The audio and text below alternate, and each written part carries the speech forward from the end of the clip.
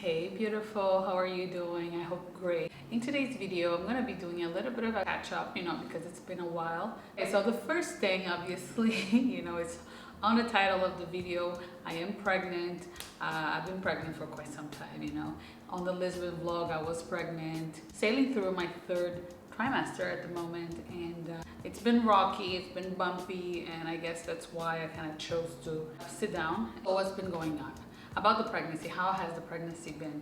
The pregnancy is going well. Let's say that it started very rocky. If you guys remember well, on the Portugal vlog, I mentioned that I traveled no, actually it was on my unboxing. On my special order unboxing, I said that I traveled to Portugal. Things that I wanted to sort out were the pregnancy.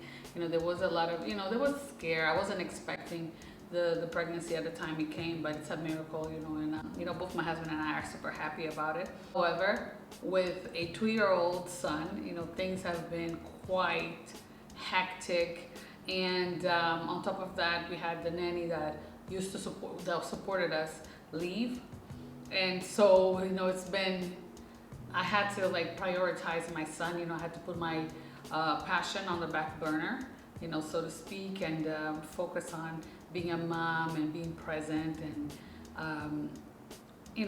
just being there for him as much as I could. And at first I have to be honest, at first it was very difficult because when you come from having someone 24/7 supporting you with your son, and then all of a sudden you work, you're the mom, so my heart goes out to every single mom that has no support and is just out there doing it all with her children while caring, while having a job. It's a lot, and so if you add a pregnancy that has been rocky since the beginning, it's just like, wow, how do women do this? And so it's been a humbling experience, but nonetheless amazing, because I am getting to know my son in a deeper level. With the move from France to Angola, Luanda, where we are right now, I think I underestimated my son, and I underestimated how hard the move would be on him, because the move was very hard on me. And I didn't think, oh, it's gonna be a big change, it's gonna be very intense on him, which was. And so Oliver regressed. He was born in France. He was always, he was going to nursery since he was maybe 6 months, and he left when he was 18 months, and we came here, and we are and he was enrolled in a nursery, international nursery, and the classes were in English because the French classes were full, and so it was in English, and then on the breaks people spoke Portuguese, and in my head I was thinking, now kids, they learn fast, they pick up languages like it's nothing, but my son regressed immensely, and so it was just like seeing that he was he became fussy. We could tell that something was going on with him, and so I went to the doctors. We went to doctors and got a specialist to to do a diagnosis and understand what's been going on with him, explain his situation, and from that they directed us to do occupational therapy and a bunch of other exams. And ever since we started doing that, we noticed a huge, like, it's been leaps and bounds. Oliver is now vocalizing more, he's speaking, he's saying words, and it's funny because he's not even speaking French anymore like he used to. He's now speaking English, and his diction and his pronunciation and enunciation of words, it's quite amazing. It's all English on him, and it's been great. That's why I kind of had to be like, hey, I know this is my passion, YouTube is my passion, it's what I do for me, but right now is the time to focus on Oliver. He needs us to be engaged, and so I had to put things aside to focus, basically. Guys, if you don't follow me on Instagram, I'm pregnant as hell, and like I said, I'm already on my 3rd trimester, and it's so humbling. I have a 2-year-old, And now I have a baby on the way, and it's like Oliver is still gonna be 2 when the baby's here. So it's just like, oh my God, what did I get myself into? No, but in all good fun, we were shocked, but we are happy, and it's a miracle. It's really a miracle, because I was not behaving in a pregnancy-like manner. I was just working myself to the bone, and you know, I kind of stopped taking contraception a while ago, and I was just being careful, and obviously I failed miserably, but currently I am on sick leave. I was placed on sick leave by my doctor because last week I felt very sick at work. I basically fainted. I had a bit of an episode on the elevator, and it was very early in the morning, so luckily I was with someone that I know quite well and who took me to my office, and I just kind of closed the doors and I stayed there. But I was so bad that I stayed. I worked. When I started feeling better, I stayed in the office. I worked, and I just went to the nurse's office to take my, you know, to check my blood pressure. And when they told me that I was okay, I kind of just worked. And the next day I was back at work, you know, and it's like, here my routine starts very early. I'm a 5 o'clocker, you know, to go to the city, you have to get up early, you have to do all of those things. Meanwhile, managing a toddler, you know, obviously my husband prepares him and takes care of him in the morning, and then I grab him, get dressed and everything, and then we go to work, to the city. I dropped him off and then I go to work. So like by 6:37, I'm already tired. And I am, you know, as you guys know, I'm working by myself, you know, and having that responsibility, because I consider myself to be very diligent. I believe in doing good work, you know, I believe in being efficient. I believe in being excellent, in doing things with, you know, in the best way possible. And sometimes I put myself into this kind of situations where I almost fainted at work. And then the next day, after, you know, almost fainting, I felt huge pain on my side. And when I went to the doctor the following day, my doctor was like, I said, are you having contractions? That's what's going on.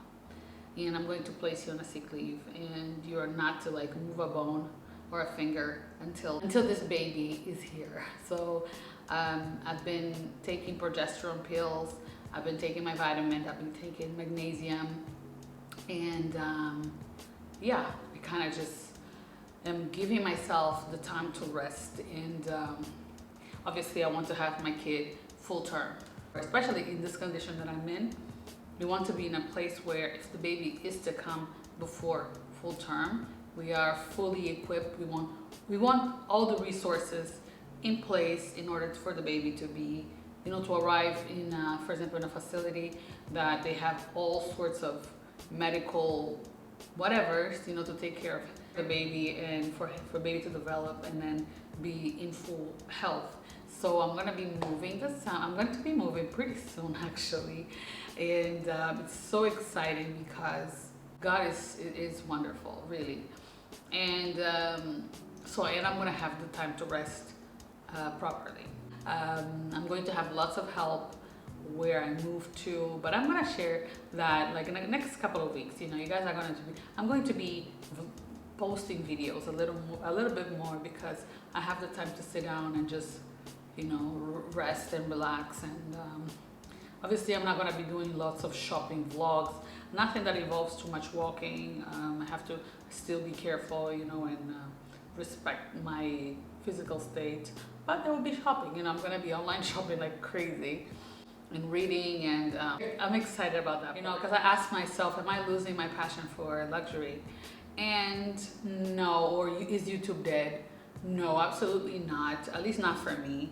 You know, I think it's the fact that I had bigger things on my plate. You know, I had, like my brother says, I had bigger fish to fry, and I had to focus on my son. We had to focus on our son.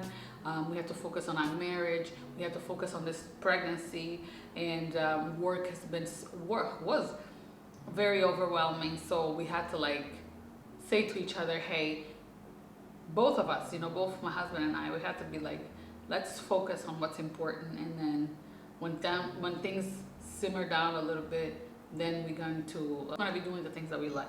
him is the gym and me is YouTube. Stop filming luxury videos. Absolutely not. Luxury is not dead to me at all. You know, I think also, you know, I already mentioned the things that I've been going through, but there's also the fact that I'm in a country where I don't have the Louis Vuittons and the Gucci and Hermes. I don't have these things readily available. And so I don't feel inspired, you know, when I'm in the streets or anything like that. Though I do, I finally started having time to consume luxury videos, you know, like watching Cassie, Hello Lux, Karen Richik, Scout the City, like the girls that kind of inspire me, that make me really want to produce and film videos and talk about things, you know, other than Hermes. You know, I think I'm going to pivot a little bit. I'm going to continue talking about Hermes because it's a brand that kind of has me in a chokehold for the past 2 years. But I think I'm going to be discovering different brands, you know, just sharing them with you. And I'm super, super excited about that. How have I been managing work and motherhood? Guys, as a career girl, as someone who has always wanted to be, you know, in a position that I'm at today and higher, obviously, like this is, you know, it's evolution, it's me growing as a woman in the industry that I'm in, oil and gas industry. It is a very male driven, very male populated sector. I feel really good because I know my stuff. You know, I'm confident in who I am. I'm confident in what I do, and I think this is why I kind of get lost at my job, is the fact that I really enjoy what I do. I see the purpose. Balancing that, you have to like think, though this gives me lots of enjoyment and happiness, I'm raising a person, right? And it's my first time doing so. And it's like, I want to be better than my parents, and I want to be there for my kids. I don't want to be, and I feel guilty whenever I'm like, get so into my work that I don't focus on my son. And I don't want to come up here and say like, ooh, what I do is I don't watch TV. I don't let Oliver watch TV. I don't let Oliver, you know, there are days that I let him watch TV, even though like his therapist says that he's not allowed to watch it. Sometimes I'm so tired that I don't have to, but I just for 5 minutes or 10 minutes or 1 hour, I allow him to watch TV just so I can rest my belly, because it's difficult, you know. It's like I'm not even allowed to carry my baby on my arms, like, because of the weight. So it's like I have to, I'm just becoming a parent for the first time, basically. This is what I'm trying to say. It's very difficult. I don't have a book on it because I haven't been a parent for very long, really. But I want to write one day, you know, parenting and how romanticized motherhood is, and you know, things of this nature, because I just feel like motherhood it's overly romanticized, and I have so much to unpack. I have so much to talk about pregnancy, giving birth, the postpartum phase, and I think we're gonna do that together. Like, I want to be able to show women that things aren't like roses, you know. It's not so beautiful, the 4th trimester, and I would love to like show this aspect of motherhood, you know, the after. And I also am going to be a mother of 2, which is insane to me, you know, like just me being a mom is a crazy concept, but like mother of 2, it really makes me laugh. I don't think I'm going to be making a moving vlog, I don't think so, but you know, I'm going to show you so much, you know, like my wish list has changed completely. It's crazy that I have to move again, you know, 8 months later, but you know what, it's the plan of God, and I am not going to put myself against it. All right, so guys, thank you all so much for watching, and I cannot wait to see you soon. Bye.